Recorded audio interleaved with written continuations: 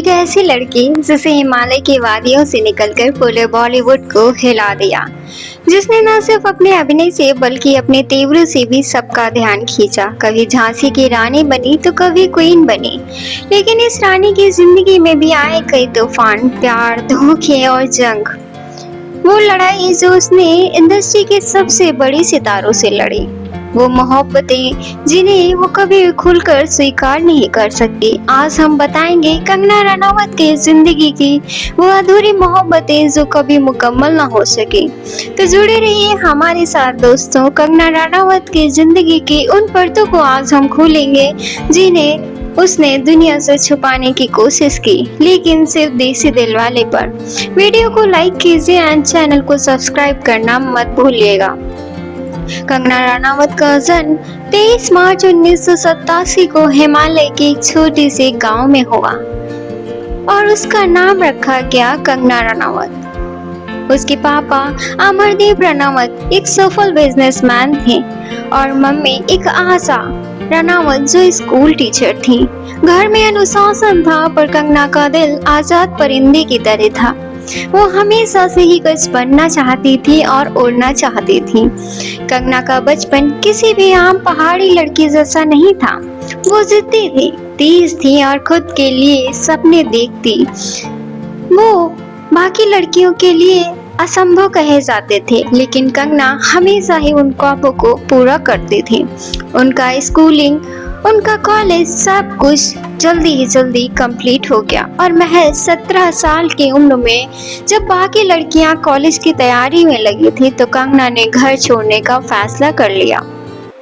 वो पहुंची दिल्ली, सपनों की नगरी, और यहाँ उन्होंने थिएटर ज्वाइन किया। अरविंद गौर जैसे निर्देशक के साथ नाटक किया और मॉडलिंग की दुनिया में कदम रखा, लेकिन उसे जल्दी ही समझ आ गया कि असली पहचान तो फिल्मों में है। फिर वो मुंबई आई। जेब में कुछ ही पैसे थे, पर आंखों में बहुत बड़े सपने थे। स्ट्रगल के दौरान कई बार उन्हें भूखा रहना पड़ा और इसी समय उनका पहला कथित अफेयर शुरू हुआ आदित्य पंचोली से। वो उम्र में लगभग उनसे 20 साल बड़े थे और कंगना को एक फ्लैट दिलाने से लेकर फिल्में दिलाने तक का दावा किया गया। शुरुआत में तो सब कुछ अच्छा था, जैसे किसी आम रिश्ते में होता है, लेकिन धीरे धीरे यह रिश्ता टॉक्सिक होता गया। कंगना ने बाद में कई इंटरव्यूज में कहा कि आदित्य पंचोली ने उन्हें मेंटल और फिजिकल टॉर्चर किया है। एक बार तो उन्होंने पुलिस में शिकायत तक की कि उन्होंने उन्हें घर पर बंद कर दिया था। ये रिश्ता दर्दनाक और करवाहट भरा था। फिर साल आया 2006। अनुराग बसु ने उन्हें गैंगस्टर में कास्ट किया और वही थी कंगना की किस्मत बदलने वाली फिल्म। उनके अभिनय को सराहा गया। उन्होंने फिल्म फेयर अवार्ड जीता बेस्ट डेब्यू का। लोग कहने लगे कि नया सितारा होगा है, पर वो सिर्फ सितारा नहीं, वो तूफान बनने आई थी। फिर साल आया 2008। राज द मिस्ट्री ऑफ कंटिन्यूज करते हुए उनका दिल अपने ही को स्टार अध्ययन सुमन पर आ गया। मीडिया ने उन्हें नया पावर कपल कहना शुरू कर दिया। वो अक्सर साथ नजर आते थे, साथ पार्टीज में जाते, इंटरव्यूज में एक दूसरे की तारीफ करते, लेकिन जैसे ही फिल्म फ्लॉप हुई रिश्ता भी डगमगाने लगा। अध्ययन के पिता शेखर सुमन इस रिश्ते के खिलाफ थे। बाद में अध्ययन ने एक इंटरव्यू में कहा था कि कंगना ने उन पर ब्लैक मैजिक यानी कि काला जादू किया है और वो डिप्रेशन में चले गए। वहीं कंगना ने कभी इन आरोपों को गंभीरता से नहीं लिया और अपना सफर जारी रखा। कंगना की असल चुनौतियां तो जब शुरू हुई जब उन्होंने बॉलीवुड से लड़ाई लड़ी। उसने फिल्म इंडस्ट्री में न सिर्फ अपना नाम बनाया बल्कि सिस्टम से टकराना भी सीखा। फैशन फिल्म आई थी 2008 में। उसमें उन्होंने सोनाली का किरदार निभाया। उनके करियर का टर्निंग पॉइंट बना। इसके लिए उन्होंने नेशनल अवार्ड भी जीता, लेकिन उनके करियर से ज्यादा लोग अब उनकी बेबाकी की चर्चा करने लगे। उन्होंने नेपोटिज्म, गैंग्स और माफिया पर खुलेआम वार किया। वो अकेली अभिनेत्री थी जो इंडस्ट्री के बड़े चेहरों से सीधा भिड़ी थी। क्वीन बनने से लेकर वो तूफानी मोहब्बत यानी कि ऋतिक रोशन से।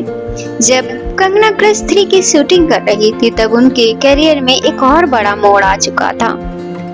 उनके आत्मविश्वास और स्क्रीन प्रेजेंस की तारीफ हो रही थी और इसी दौरान उनका नाम जोड़ा बॉलीवुड के ग्रीक गॉड कहे जाने वाले ऋतिक रोशन के साथ।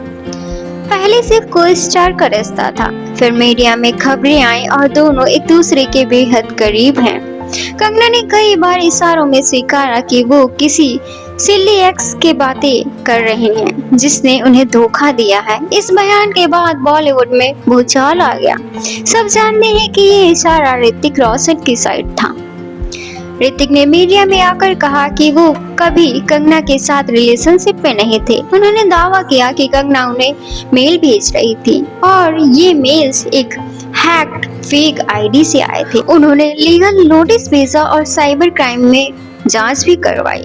कंगना भी पीछे हटने वालों में से नहीं थे। उन्होंने खुलकर कहा कि उन्होंने रिश्ता निभाया था और अब वो झूठ का सामना कर रहे हैं। उन्होंने ऋतिक पर भावात्मक शोषण का आरोप लगाया और यह झगड़ा इतना बढ़ा कि पूरे देश में इस प्रेम कथा को कोर्ट ड्रामा की तरह देख रहा था।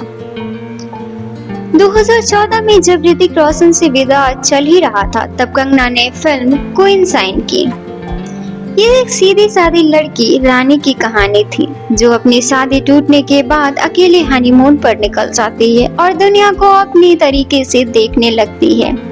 यह फिल्म कंगना की जिंदगी का आईना बन गई। क्वीन सुपरहिट हुई। सिर्फ बॉक्स ऑफिस ही नहीं, कंगना को इस फिल्म के लिए राष्ट्रीय पुरस्कार भी मिला। लोगों ने कहना शुरू कर दिया कि कंगना अब किसी खान, कपूर और निर्माता के मोहताज नहीं है। अब वो आउटसाइडर की क्वीन बन चुकी हैं। उन्होंने साफ कहा था कि बॉलीवुड में नेपोटिज्म है और स्टार किड्स को फायदा मिलता है। ये बयान काफी विद करण जैसे शो में आया और उसने पूरे फिल्म उद्योग को हिला कर रख दिया। करण जौहर ने रणबीर कपूर, आलिया भट्ट और यहाँ तक कि दीपिका पादुकोण पर भी उन्होंने सवाल उठाए। ये लोग गैंग बनाकर बाहर वालों को नीचा गिराते हैं। कंगना अकेली थी लेकिन लड़ रही थी अपने आत्मसम्मान के लिए। 2015 में आई फिल्म तनु वेड्स मनु रिटर्न ने बॉक्स ऑफिस पर बवाल मचा दिया। फिल्म में उन्होंने डबल रोल निभाया, एक स्टाइलिश तनु का और देसी दूसरा कुश्तीबाज दत्तो का। इस फिल्म में 200 करोड़ से ज्यादा कमाई की और कंगना को फिर से नेशनल अवार्ड मिला। अब वो सिर्फ एक स्टार नहीं, वो सुपर स्टार बन चुकी थी। कंगना सिर्फ एक्टिंग तक सीमित नहीं रहना चाहती थी। उन्होंने अपनी जिंदगी की सबसे बड़ी फिल्म बनाने का सपना देखा, यानी कि Manikarnika, the queen of the Jhansi. पहले क्रिस को इस फिल्म को डायरेक्ट कर रहे थे, लेकिन बाद में कंगना ने खुद फिल्म का निर्देशन की कमान संभाली। यह फिल्म उनके लिए सिर्फ एक कहानी नहीं थी, बल्कि एक मिशन थी। वो दिखाना चाहती थी कि एक अकेली महिला भी इतिहास रच सकती है। कंगना का नाम ब्रिटिश डॉक्टर निकोलस लाफर्टी के साथ भी जुड़ा। दोनों को कई बार एक साथ देखा गया। खबरें थी कि दोनों एक दूसरे को डेट कर रहे हैं, लेकिन यह रिश्ता भी ज्यादा दिन तक नहीं टिक सका। कंगना ने बाद में कहा, शादी मुझे रोकती है, मेरा विश्वास आत्मविश्वास तोड़ती है, मैं अकेली ही खुश हूँ।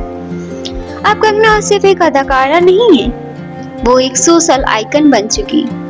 कभी सुशांत सिंह राजपूत की मौत के बाद बॉलीवुड माफिया पर हमला और कभी बॉम्बे हाई कोर्ट में बीएमसी केस को लेकर, कभी महाराष्ट्र सरकार से टकराव और हर मुद्दे पर कंगना आवाज हमेशा ही गूंजती रहती। उन्होंने ट्विटर पर भी बेबाकी से अपनी बात रखी। जब ट्विटर ने उनका अकाउंट सस्पेंड किया, तब उन्होंने कहा, मुझे चुप कराना किसी के बस की बात नहीं है। आपको बता दें, 2017 में एक मुद्दा बहुत उठा था और वह मुद्दा था आदित्य पंचोली पर। उन पर आरोप लगे थे कि वो हैरेसमेंट करते हैं। अगर यह आरोप लगाया था कंगना ने। कंगना ने एक इंटरव्यू में कहा था कि पापा की उम्र के आदित्य पंचोली ने उन्हें घर में कैद करके रखा था। खुद को बचाने के लिए वे फर्स्ट फ्लोर की खिड़की से कूद भी चुकी हैं। जब आदित्य ने पत्नी ने उनकी मदद नहीं की तो उन्होंने पुलिस की मदद ली, लेकिन करीब 10 साल पहले आदित्य ने कंगना के साथ अपने रिश्ते की कुछ और कहानी सुनाई थी। आदित्य पंचोली एक एक्टर हैं जो कि कंगना रनावत के साथ एक्स्ट्रा समय मैरिटल अफेयर जरूर रहा है। कंगना जब इंडस्ट्री में नहीं थी तो उनकी मुलाकात लगभग 30 साल बड़े आदित्य से हुई और धीरे धीरे दोनों करीब आए थे। कुछ सालों तक ये लिव इन में रहे, लेकिन फिर कंगना ने आदित्य पर प्रताड़ना के आरोप लगाए और उनसे अलग हो गई। अगर आपको हमारा वीडियोस पसंद आते हो तो चैनल को सब्सक्राइब कीजिए एंड वीडियो को लाइक कीजिए। मिलते हैं आपको नए वीडियो में, तब तक के लिए गुड बाय।